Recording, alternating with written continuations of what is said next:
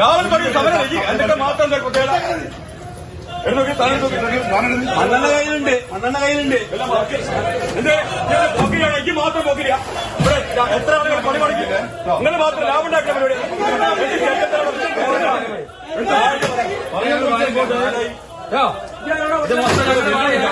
തൊഴിലാളികൾക്ക് വേണ്ടിയ സമരം. എന്റെ പോലത്തെ ചട്ടക്കാരി കരിങ്കാലി പണി എടുക്കാം.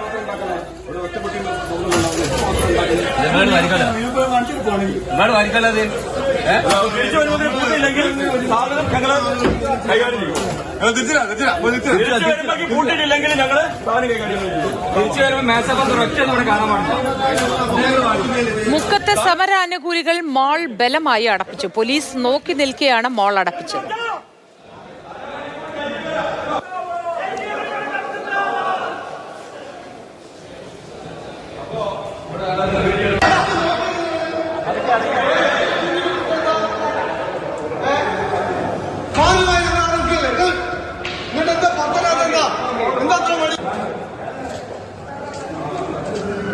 കോഴിക്കോട് മെഡിക്കൽ കോളേജിലേക്ക് രോഗികളെ കൊണ്ടുപോകാൻ വന്ന ജീപ്പ് തടഞ്ഞു. KSRTC ബസ് ടെർമിനലിൽ വെച്ചാണ് തടഞ്ഞത്.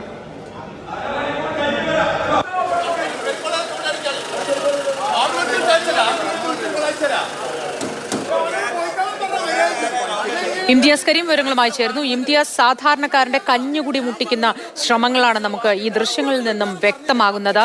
ഏറ്റവും ആദ്യത്തെ ദൃശ്യത്തിലേക്ക് പോയാൽ അവിടെ മീൻ കച്ചവടം നടത്തുകയായിരുന്ന വ്യാപാരിയോട് തട്ടിക്കയറുകയും കടയടപ്പിക്കുകയും ചെയ്യുന്നതാണ് നമ്മൾ കാണുന്നത്. തട്ടിക്കയറുക മാത്രമല്ല, ഭീഷണിപ്പെടുത്തുകയും ചെയ്യുന്നുണ്ട്. മണ്ണെണ്ണ ഒഴിക്കുമെന്ന് പറഞ്ഞ് ഭീഷണിപ്പെടുത്തുന്നു. തുടർന്ന് കണ്ട ദൃശ്യങ്ങളിലും ഇത് തന്നെയാണ് അവസ്ഥ. അവകാശങ്ങൾക്ക് മേലെ കടന്നു കയറിക്കൊണ്ട് സമരം വിജയിപ്പിക്കാനുള്ള ശ്രമമാണ് ഈ സന്ദർഭത്തിലെല്ലാം കാണുന്നത്. പക്ഷേ നിഷ്ക്രിയമായി പോലീസ് നിൽക്കുന്നതും ദൃശ്യങ്ങളിൽ കാണാം. വിശദവിവരങ്ങൾ എന്തൊക്കെ ഇംതിയാസ്?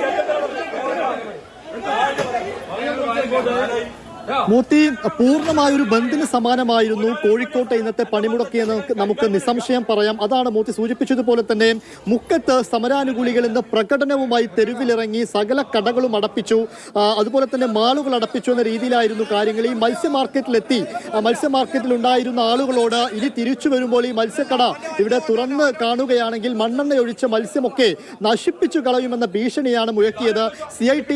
CITU സംസ്ഥാന കമ്മിറ്റി അംഗമായിട്ടുള്ള വിശ്വനാഥൻ അടക്കമുള്ളവരാണ് ഈ സമരത്തിന്, ഈ ഭീഷണിക്ക് അവിടെ നേതൃത്വം കൊടുത്തത് എന്ന് വേണം പറയാൻ. അതോടൊപ്പം തന്നെ മുക്കത്തുള്ള മാളിൽ കയറി മാളിൽ ഉണ്ടായിരുന്ന കടകളെല്ലാം അടപ്പിച്ചു, അവിടെയും പ്രതിഷേധം മുഴക്കി. അതോടൊപ്പം വിനോദയാത്രയായിട്ട് വന്നിരുന്നൊരു ബസ് ഇവർ തടഞ്ഞിട്ടു. വയനാട്ടിൽ നിന്ന് വന്ന KSRTC ബസ് ഇതേപോലെ തന്നെ സമരക്കാർ മുക്കത്ത് തടഞ്ഞു. ഈ രീതിയിലായിരുന്നു മുക്കത്ത് ഇന്നുണ്ടായിരുന്ന കാര്യങ്ങൾ. അതേപോലെ തന്നെ മുക്കത്ത് ഇന്ന് രാവിലെ ഒരുപാട് സ്വകാര്യ ബാങ്കുകൾ തുറന്ന് പ്രവർത്തിച്ചിരുന്നു. ഈ ബാങ്കിലേക്ക് സമരക്കാരെത്തിയ ബാങ്കുകൾ അടപ്പിച്ചു, കടകൾ അടപ്പിച്ചു. ഈ രീതിയിലാണ് മുക്കത്തെ മുഴുവൻ കാര്യങ്ങൾ ഇന്നുണ്ടായത്.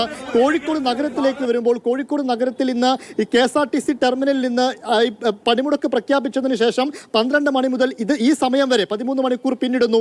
ഈ സമയം വരെ ഒരു ബസ് പോലും, ഒരു KSRTC ബസ് പോലും ഇന്ന് ഇതുവരെ സർവീസ് നടത്തിയിട്ടില്ല. ആകെ ഉണ്ടായത് ദീർഘദൂര ബസ്സുകൾ. ഇന്നലെ രാത്രിയൊക്കെ പുറപ്പെട്ട ബസ്സുകൾ സ്റ്റാൻഡിലെത്തി ആളുകളെ കയറ്റി പോകുന്നത് മാത്രമാണ് കണ്ടത്. ഇപ്പോഴും മണിക്കൂറുകളായിട്ട് വാഹനമൊന്നും കിട്ടാതെ, ബസ്സൊന്നും കിട്ടാതെ കാത്തിരിക്കുന്ന നിരവധി യാത്രക്കാർ KSRTC കോംപ്ലക്സിലുണ്ട്. ടെർമിനലിൽ ഇപ്പോഴും വണ്ടി കാത്തിരിക്കുകയാണ്. ഏതെങ്കിലും വാഹനം വന്നാൽ കയറി പോകാമെന്നാണ് അവർ എന്ന ഒരു വിശ്വാസത്തോടു കൂടിയാണ് അവരെല്ലാം ഇരിക്കുന്നത്. അതോടൊപ്പം തന്നെ കോഴിക്കോടും സമരം ദേശീയ പണിമുടക്കിന്റെ പേരിൽ ബന്ദിന് സമാനമായ അന്തരീക്ഷമാണ് ഉണ്ടായത്.